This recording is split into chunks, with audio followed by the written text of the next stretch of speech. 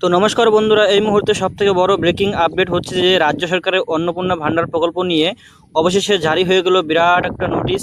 তো আপনাদের মনে অনেক দিন ধরে প্রশ্ন ছিল যে ঠিক কারা পাবে এই টাকা এবং কাদের বয়স কত লাগবে, টাকা কবে থেকে ঢুকবে এবং নতুনরা কিভাবে আবেদন করবেন এবং তাদের আবেদন কবে থেকে চালু হতে চলেছে। তো আজকের এই ভিডিওতে কিন্তু আমি এইসব প্রশ্নের উত্তর আপনাদেরকে আমি বলবো।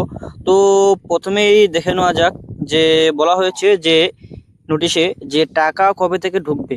হ্যাঁ, তো প্রথমে আসা যাক যে কবে থেকে টাকা ঢুকবে। সরকার তরফ থেকে কিন্তু স্পষ্ট জানিয়ে দেওয়া হয়েছে যে আগামী 21 জুন থেকে কিন্তু আপনাদের অ্যাকাউন্টে সরাসরি টাকা ঢুকতে শুরু করবে। এবং বলা হয়েছে 2 নম্বরে বলা হয়েছে যে এই টাকা কারা কারা পাবেন। তো এবার সব থেকে জরুরি প্রশ্ন হলো যে এই টাকা কারা কারা পাবেন। তো নোটিশে বলা হয়েছে যে রাজ্যের যে কোনো স্থায়ী মহিলা বাসিন্দা এই প্রকল্পের সুবিধা পাবেন। এবং সব থেকে বড় সুখবর হলো যে আপনারা যারা যারা আগে লক্ষ্মীর ভাণ্ডার পেতেন তাদের নাম কিন্তু এই স্বয়ংক্রিয়ভাবে অন্নপূর্ণা ভাণ্ডারে ট্রান্সফার করা হয়ে যাবে। অর্থাৎ লক্ষ্মীর ভাণ্ডার পাওয়া সমস্ত মহিলারাই এই মাসে কিন্তু 3,000 টাকা করে পাবেন। এছাড়াও সিএএতে যে আবেদন করা নাগরিকত্ব পেয়েছেন তার নাম বাদ যাওয়ার পর ট্রাইব্যুনালে আবেদন করেছিলেন তারাও এই প্রকল্পের সুবিধা পাবে। তারপর বলা হয়েছে যে কারা কারা এই টাকা পাবেন না। অনেকেই চিন্তায় আছেন যে তাদের নাম বাদ যাবে না। তো নোটিশ অনুযায়ী যেসব মহিলারা বয়স 60 বছরের তারা সাধারণত অন্নপূর্ণা ভাণ্ডার প্রকল্পের অন্তর্ভুক্ত নন। এছাড়া যারা পশ্চিমবঙ্গের স্থায়ী বাসিন্দা নন তারা কিন্তু এই প্রকল্পের সুবিধা পাবেন না। তো তো এখন প্রশ্ন হচ্ছে যে নতুন যারা আছে তারা কিভাবে আবেদন করবেন। তো দেখুন, বর্তমান সরকার কিন্তু নতুনদের আবেদন করার জন্য এবং সবার জন্য কিন্তু অনলাইন পোর্টাল চালু করেছেন এবং সেখানে কিন্তু এখনও পুরোপুরি তৈরি হয় নাই ওয়েবসাইটটা, তার জন্য সেখানে কাজ চলছে।